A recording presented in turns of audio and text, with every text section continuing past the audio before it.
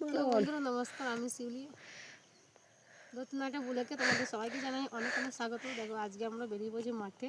তো মাঠে এসে দেখো তোমাদের সাথে সব কিছু শেয়ার করবো। আর চারিদিকে দেখো আলুর ক্ষেত, আর এই সাইডে আছে সর্ষের ক্ষেত।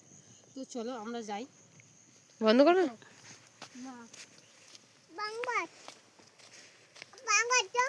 বন্ধ করছি।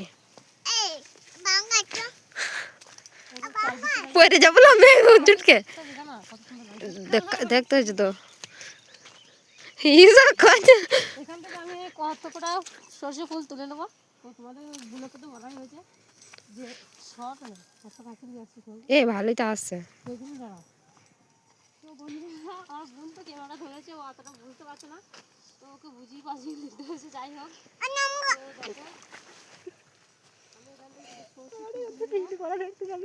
সংক্রান্তি 5-6 রকমের ফুল লাগে বাড়িতে, যে সেটা পৌষ পার্বণ পালন করা হয়।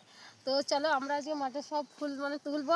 আর চারিদিকে দেখো লোকজন আছে, তো জানি না কে কি বলবে। তো তোমরা পুরো ব্লগটা দেখতে থাকো, ঠিক আছে?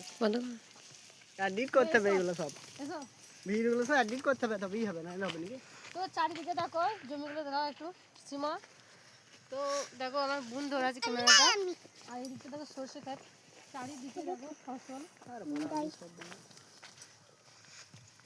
তো সরিষে লাও, ফুল লাও, ফুল লাও, ফুল লাও।